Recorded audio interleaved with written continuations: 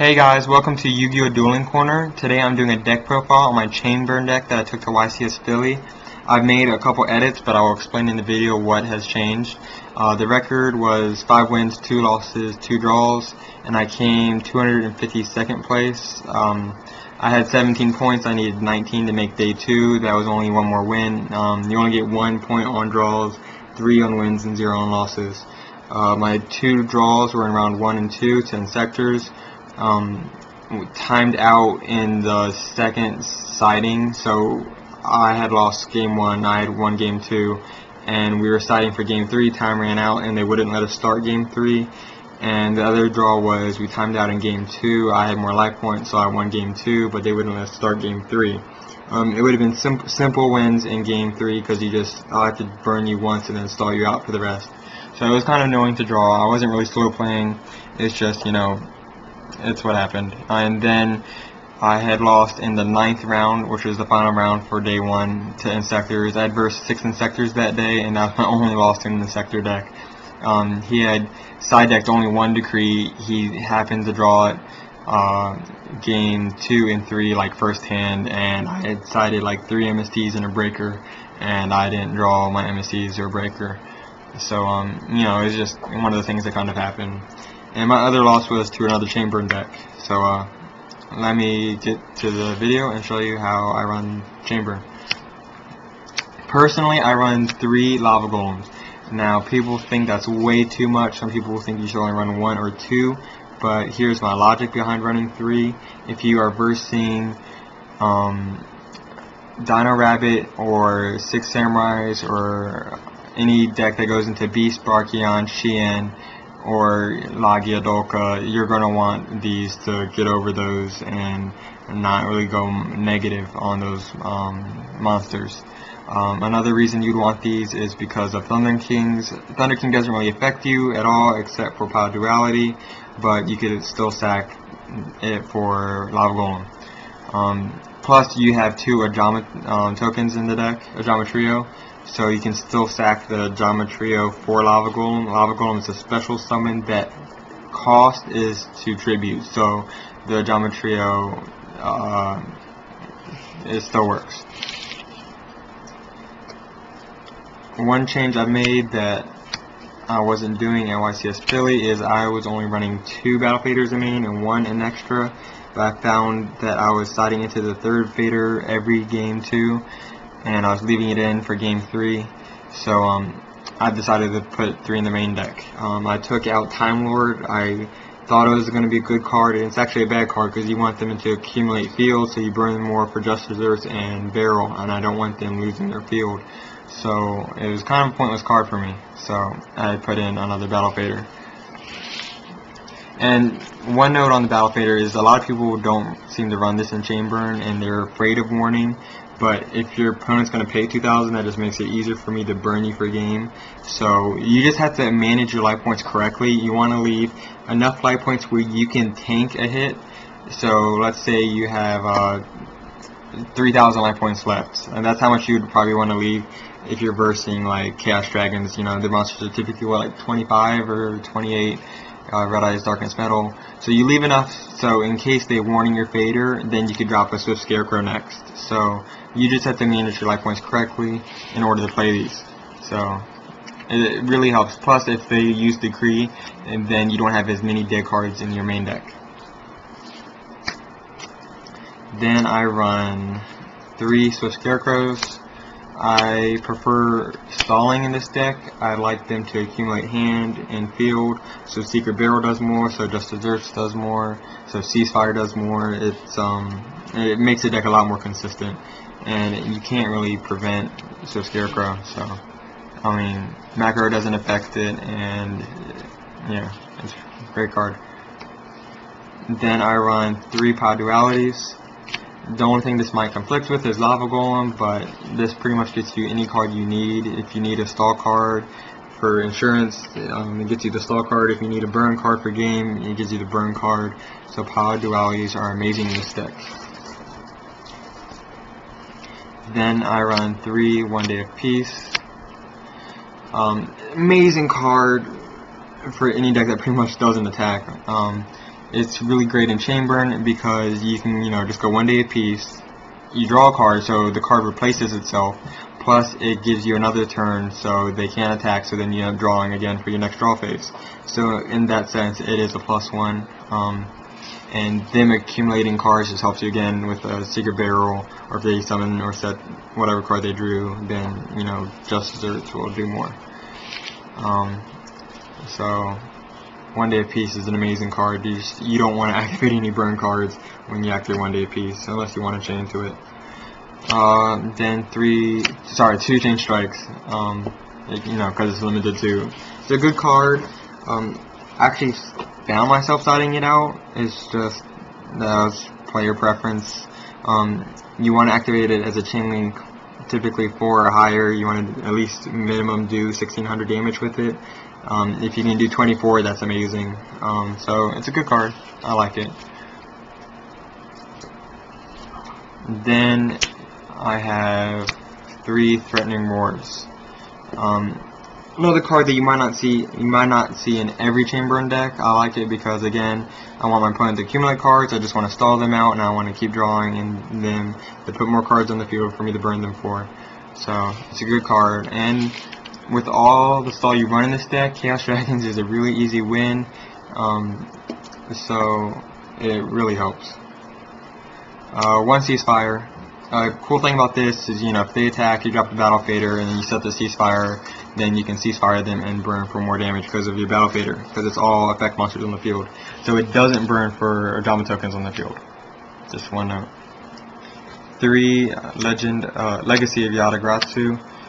It replaces itself and adds a chain link for accumulated fortune, chain strike, or anything else. And then 3 Jar of Greaves, places itself and it's another chain link.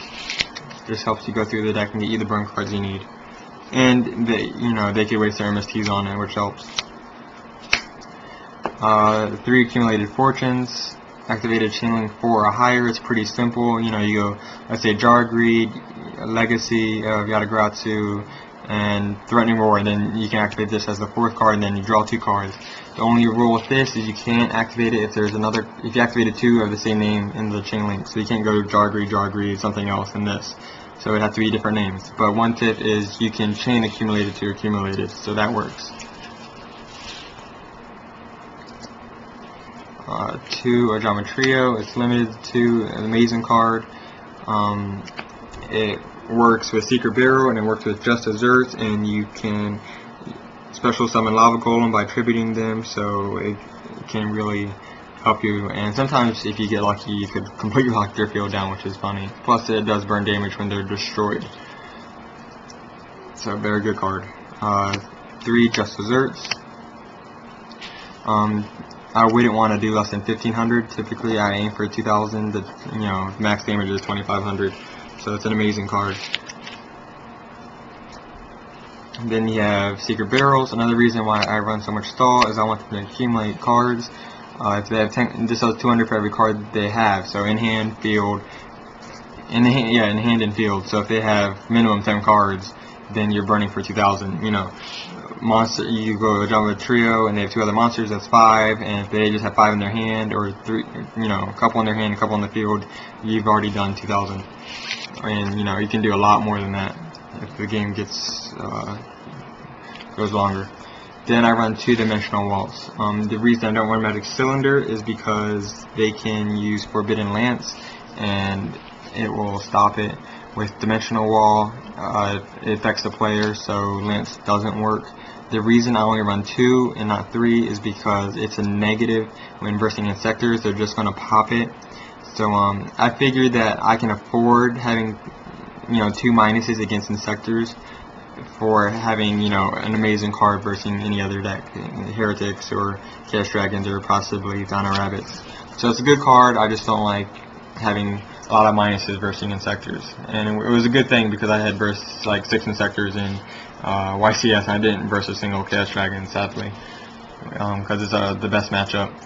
Then for the extra deck, changed a lot because I was rushed during pre-registration and I had left some things at the hotel, so it wasn't what it was supposed to be. One grand roll. This is for if they summon Fossil Dyna that prevents Fader and Lava Golem that really hurts you. So this can at least help you balance the Fossil Dyna and maybe lock down the field with a Geometrio, or you can try and work around it. They'll probably still keep summoning it, so you can't Fader, but at least then you could Lava Golem or something. I mean, you can use Trio or something, lock them down. It also helps get around Prime Material, which is an issue, so you can bounce it. And then 3 max Cs, because probably the worst matchup you have is windups. It pretty much whoever wins dice roll who goes first, because you want to be able to set your whole hand so they can't send your hand to the graveyard. So I have the 3 max Cs in there to try and win game 2 and 3 if I lose game 1. Then I have 3 Hanawadas. I was really sad because I actually had Broth Beast and I left them at the hotel, and I forgot about them when doing my deck registration on pre-registration. And these are supposed to be in there, and I ended up versing a Chamberlain deck, and I lost the Chamberlain, and I only had 1 card ready for Chamberlain, and it didn't even work. So the Rainbow Lights, I mean the Hanawadas really would have helped me if I had them in there like I should have. So I put those in for Chamberlain. Then I have 3 Poison Old Mans. I don't remember if I was running this at YCS or not in the side deck, but the reason for this is I don't main deck these because 800 damage is not enough damage. It can get you game, but I don't like burning for less than 1600 or 1500. But I use them for game 2 and 3 to win by life point advantage. You gain the 1200 and you stall them out, and then you win by having more life points than your opponent. So it's really good for timeouts. Then I use 1 Dark Hole. If they're running anything that might bother me, like the Fossil Dyna or the Prime Material or something that's going to bother me. If they're running the Sheehan, I'll make them negate something and then I'll activate Dark Hole and get around it. Or if they have the Barkion or something, it'll help me get around it. Then I have Heavy Storm. This is for World Decree or anything else that might be bothering me.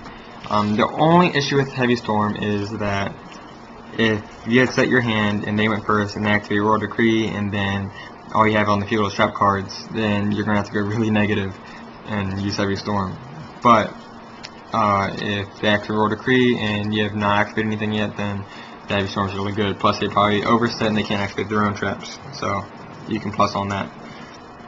And then I have the 3 MSTs. People think just because they have 1 to 3 World Decrees in their side deck that it's going to help beat Chainburn. That wasn't the case. I think almost every other person sided Decree against me. Most of them even drew it. And I had my MSTs or my breakers ready. I took out Breaker. I didn't really like it. But with so much stalling you do, if they activate the Decree, their warnings are dead, so I can still Fader, I can still Swift, I can still 1 Day of Peace. And if I had stalled them out previous to that, like Threatening Roars or something, then I probably am going to draw my MSDs, especially if I use Pod Duality.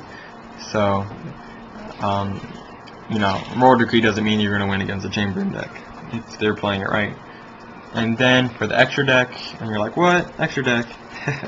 So, I put the 2 Chimera decks in. I mean, you might as well put 3 in, I just don't have a 3rd one. Is if they have the Cyber Dragon and another machine, I'm going to contact Fuse and get rid of their field. And then Adolka Nalagia. The reason for this is to just play mind games. You could have your extra deck. Of course you want the 15 cards so they think you're not playing some troll deck or random deck. And you go, here's my extra deck, or you could display it or something, and you go, oops, you can play it out. And they're going to think you're running Dino Rabbit. So when you set 5 back row, you're going to think you're playing Dino Rabbits and you just didn't draw your Rescue Rabbit. So it can kind of play mind games game 1. So that's it for the deck profile. I do run my Chamberlain differently, but it really has worked for me. I did really well. I almost won a mat, but I lost against Windups in the finals. So I prefer running this deck because I simply don't like meta decks. I don't like the format, and it's kind of fun to play, but people hate you for it, so play at your own risk. So anyways, please rate, comment, and subscribe, and have a good day.